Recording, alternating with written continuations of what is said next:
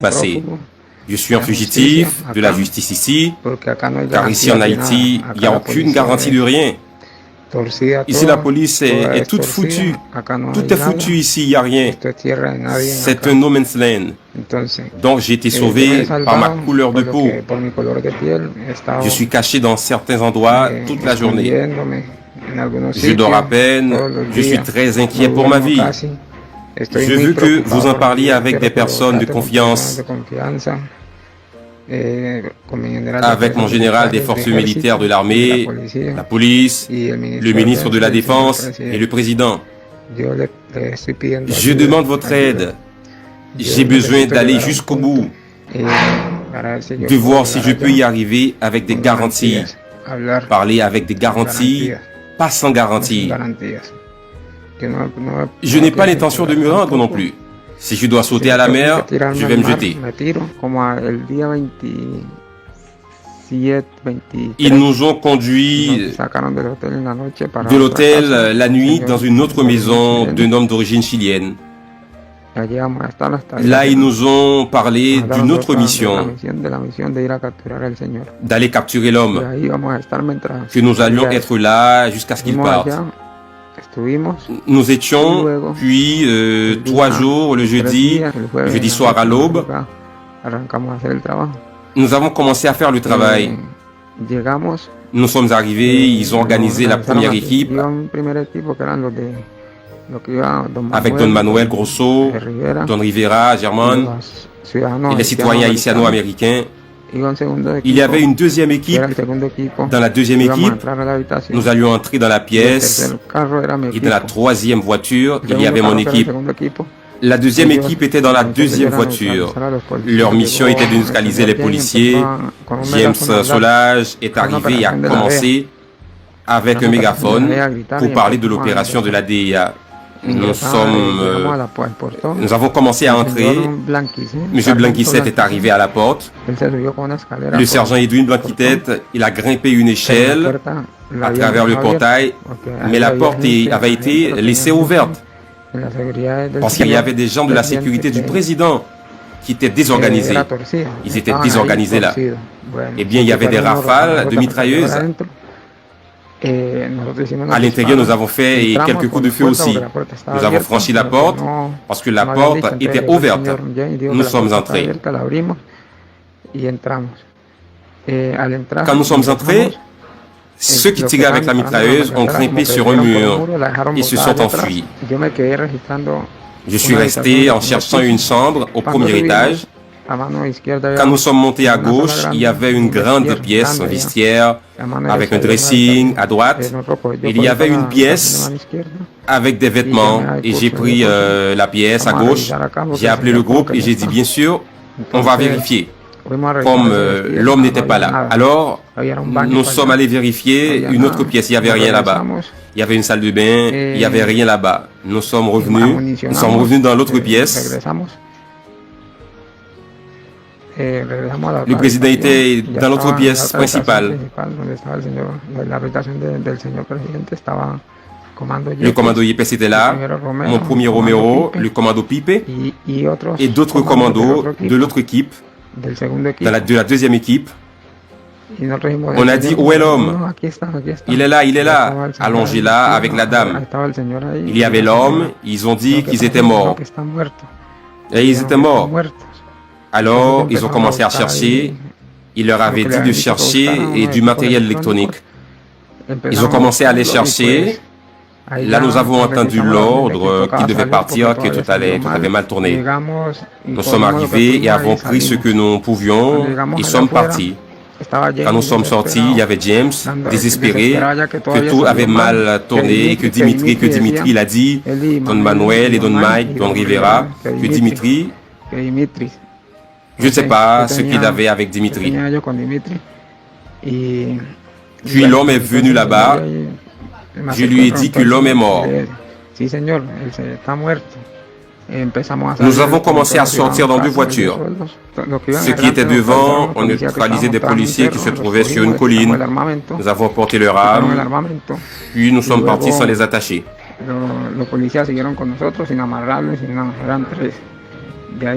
Au bout d'un moment, une autre patrouille est arrivée. Les hommes sont arrivés, rien ne s'est passé. Puis ils sont partis et nous avons continué à nous déplacer. Quand nous arrivions près du Grand Parc, il y avait un barrage de la police qui était là. De là, deux voitures nous ont dépassés et ils ne nous ont pas laissé passer. M. James et M. Blanco ont commencé à dire qu'ils étaient de la DEA. Ils nous ont bloqués là. Ils sont restés dans cette position toute la journée. Ils ont appelé tout le monde, un certain Arcangel, M. Antonio, Tony. Ils ont appelé beaucoup d'autres personnes pour les sortir de là et rien.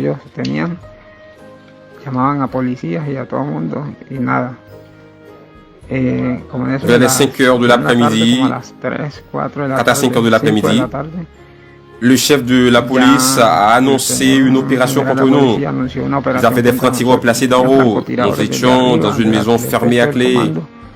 Derrière nous, il y avait des escaliers, ils montaient, mais il y avait un mur pour pouvoir sauter. Et à peine que l'un d'entre nous a bougé, ils nous ont tiré dessus. Ils ont tout endommagé, les fenêtres de la maison, en nous tirant dessus. Ils ne nous laissaient pas respirer. Ils ne nous ont jamais dit de nous rendre. Maintenant, oui, les autres policiers sont venus avec tout pour nous massacrer. Mais ce n'était pas le cas dans la maison du président. Ils nous ont massacrés. Ils nous ont massacrés. Dans la maison, ils ont tué M. Romero avec une grenade à main. Ils l'ont lancé sur lui. Elle est tombée sur lui, il est mort. Ils ont également blessé M. Manuel. L'homme a été laissé là. Il a dit, partez les gars. M. Rivera est sorti avec 2 autres commandos. C'est-à-dire qu'il se déplaçait avec les commandos. Nous avons dit avec lui.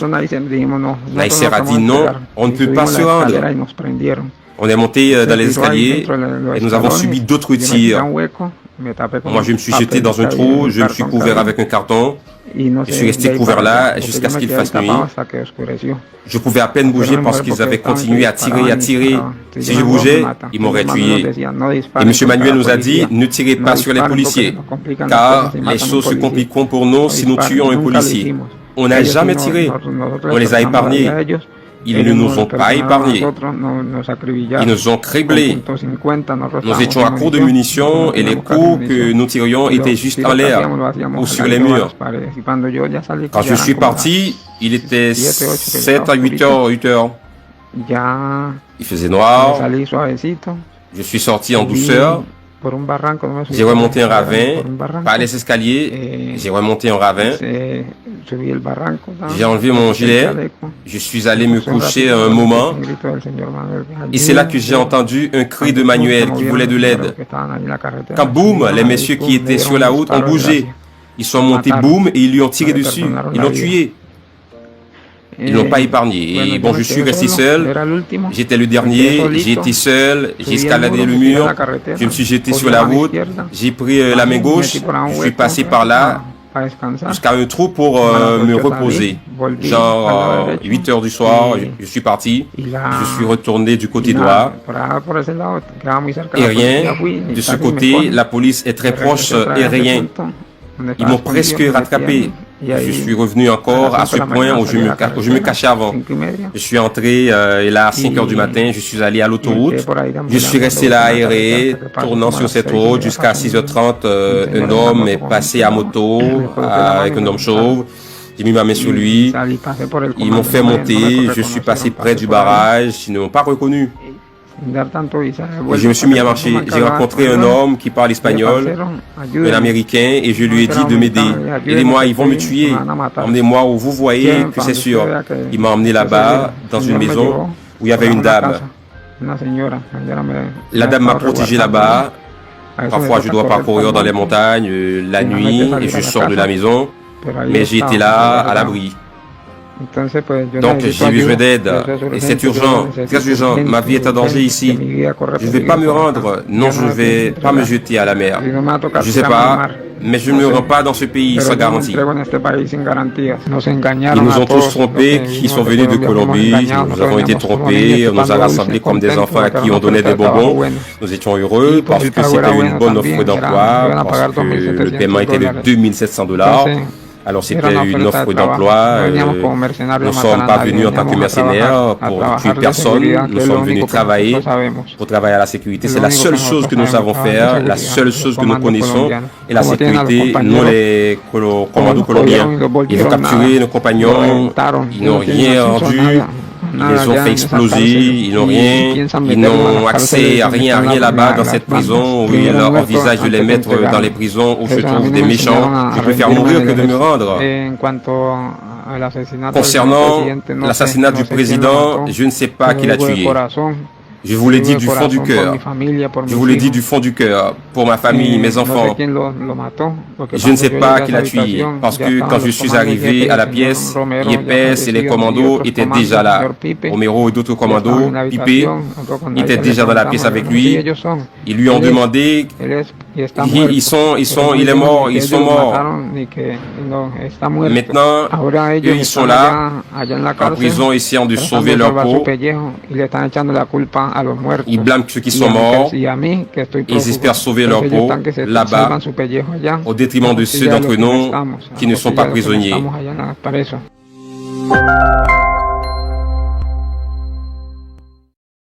Je veux dire la vérité.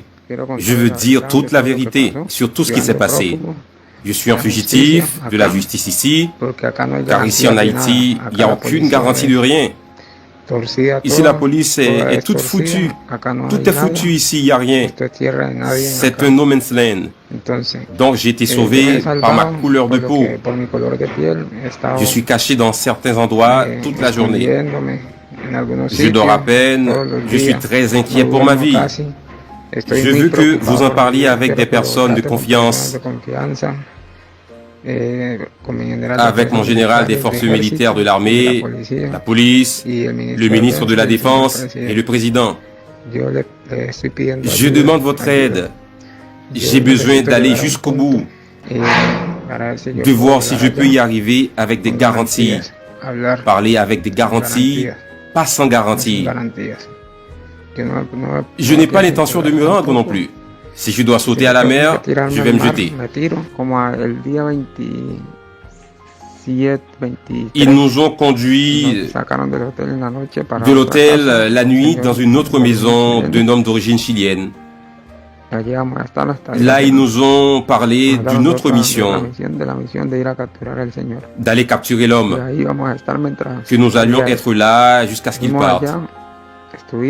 Nous étions, puis 3 jours, le jeudi soir à l'aube, nous avons commencé à faire le travail. Nous sommes arrivés, ils ont organisé la première équipe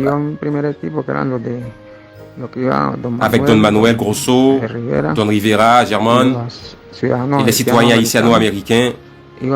Il y avait une deuxième équipe. Dans la deuxième équipe, nous allions entrer dans la pièce et dans la troisième voiture, il y avait mon équipe. La deuxième équipe était dans la deuxième voiture. Leur mission était de neutraliser les policiers. James Solage est arrivé et a commencé avec un mégaphone pour parler de l'opération de la DEA. Nous avons commencé à entrer.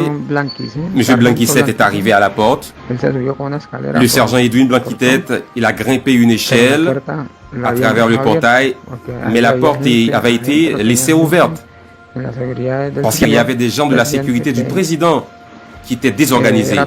Ils étaient désorganisés là. Eh bien, il y avait des rafales de mitrailleuses. À l'intérieur, nous avons fait quelques coups de feu aussi. Nous avons franchi la porte parce que la porte était ouverte. Nous sommes entrés. Quand nous sommes entrés, ceux qui tiraient avec la mitrailleuse ont grimpé sur un mur et se sont enfuis. Je suis resté en cherchant une chambre au premier étage. Quand nous sommes montés à gauche, il y avait une grande pièce, un vestiaire, avec un dressing à droite. Et il y avait une pièce avec des vêtements. Et j'ai pris la pièce à gauche. J'ai appelé le groupe et j'ai dit, bien sûr, on va vérifier. Comme l'homme n'était pas là. Alors, nous sommes allés vérifier une autre pièce. Il n'y avait rien là-bas. Il y avait une salle de bain. Il n'y avait rien là-bas. Nous sommes revenus dans l'autre pièce. Le président était dans notre pièce principale.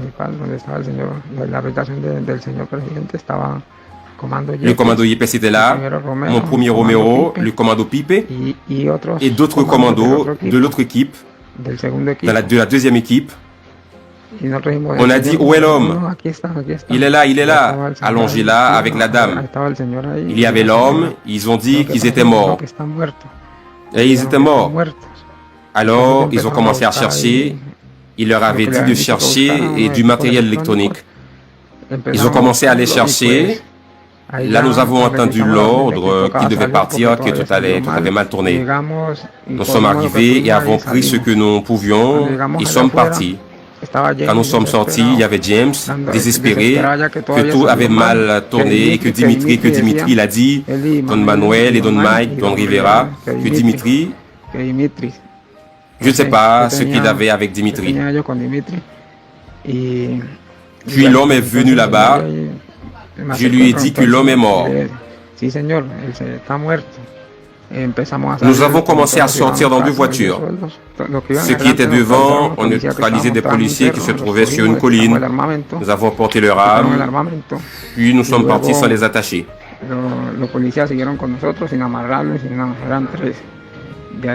Au bout d'un moment, une autre patrouille est arrivée. Les hommes sont arrivés, rien ne s'est passé. Puis ils sont partis et nous avons continué à nous déplacer. Quand nous arrivions près du Grand Parc, il y avait un barrage de la police qui était là. De là, deux voitures nous ont dépassés et ils ne nous ont pas laissé passer. M. James et M. Blanco ont commencé à dire qu'ils étaient de la DEA. Ils nous ont bloqués là.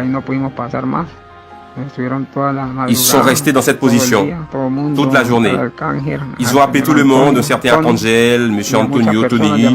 Ils ont appelé beaucoup d'autres personnes pour les sortir de là et rien.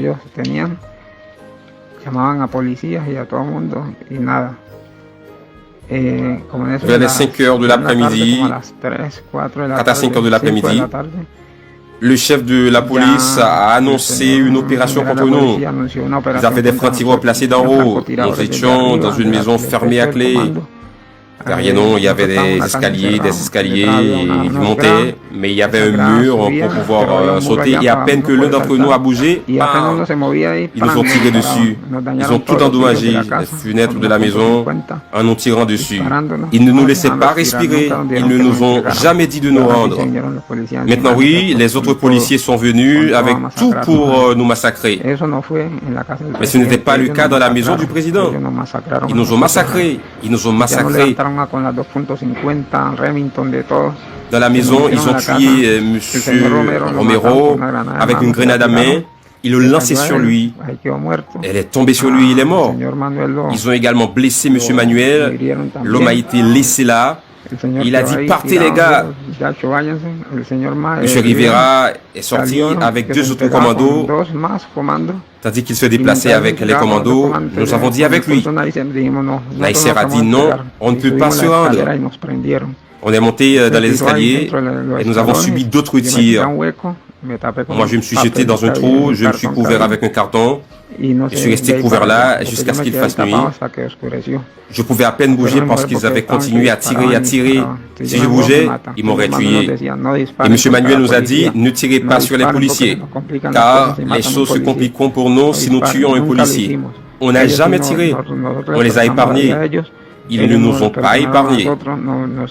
Ils nous ont criblés. Nous étions à court de munitions et les coups que nous tirions étaient juste en l'air ou sur les murs. Quand je suis parti, il était 7 à 8 heures. Il faisait noir. Je suis sorti en douceur. J'ai remonté un ravin, pas les escaliers, j'ai remonté un ravin. J'ai enlevé mon gilet, je suis allé me coucher un moment. Et c'est là que j'ai entendu un cri de Manuel qui voulait de l'aide. Quand boum, les messieurs qui étaient sur la route ont bougé. Ils sont montés boum et ils lui ont tiré dessus. Ils l'ont tué. Ils n'ont pas épargné. Et bon, je suis resté seul. J'étais le dernier. J'ai été seul. J'ai escaladé le mur. Je me suis jeté sur la route. J'ai pris la main gauche. Je suis passé par là. jusqu'à un trou pour me reposer. Genre 8 heures du soir, je suis parti, je suis retourné du côté droit et rien. De ce côté, la police est très proche et rien. Ils m'ont presque rattrapé. Je suis revenu encore à ce point où je me cachais avant. Je suis entré et là à 5 heures du matin, je suis allé à l'autoroute. Je suis resté là aéré, tournant sur cette route jusqu'à 6h30. Un homme est passé à moto avec un homme chauve. J'ai mis ma main sur lui. Ils m'ont fait monter. Je suis passé près du barrage. Ils ne m'ont pas reconnu. Je me suis mis à marcher. J'ai rencontré un homme qui parle espagnol, un Américain, et je lui ai dit de m'aider. Aidez-moi, ils vont me tuer. Emmenez-moi où vous voyez que c'est sûr. Il m'a emmené là-bas, dans une maison où il y avait une dame. La dame m'a protégé là-bas. Parfois, je dois parcourir dans les montagnes la nuit et je sors de la maison. Mais j'ai été là, à l'abri. Donc j'ai besoin d'aide et c'est urgent, très urgent. Ma vie est en danger ici. Je ne vais pas me rendre, non, je ne vais pas me jeter à la mer. Je ne sais pas, mais je ne me rends pas dans ce pays sans garantie. Ils nous ont tous trompés qui sont venus de Colombie. Nous avons été trompés, on nous a rassemblés comme des enfants à qui on donnait des bonbons. Nous étions heureux parce que c'était une bonne offre d'emploi, parce que le paiement était de $2700. Alors c'était une offre d'emploi. Nous ne sommes pas venus en tant que mercenaires pour tuer personne. Nous sommes venus travailler pour travailler à la sécurité. C'est la seule chose que nous savons faire, la seule chose que nous connaissons. Et la sécurité, nous les commandos colombiens. Ils ont capturé nos compagnons, ils n'ont rien rendu. Ils les ont fait exploser, ils n'ont rien, ils n'ont accès à rien là-bas dans cette prison où ils envisagent de les mettre dans les prisons où se trouvent des méchants. Je préfère mourir que de me rendre. Concernant l'assassinat du président, je ne sais pas qui l'a tué. Je vous l'ai dit du fond du cœur. Je vous l'ai dit du fond du cœur. Pour ma famille, mes enfants. Je ne sais pas qui l'a tué. Parce que quand je suis arrivé à la pièce, Yepes et les commandos étaient déjà là. Romero et d'autres commandos, Pipe, étaient déjà dans la pièce avec lui. Ils lui ont demandé, il est mort, ils sont morts. Maintenant, eux, ils sont là, en prison, essayant de sauver leur peau. Ils blâment ceux qui sont morts et ils espèrent sauver leur peau là-bas au détriment de ceux d'entre nous qui ne sont pas prisonniers.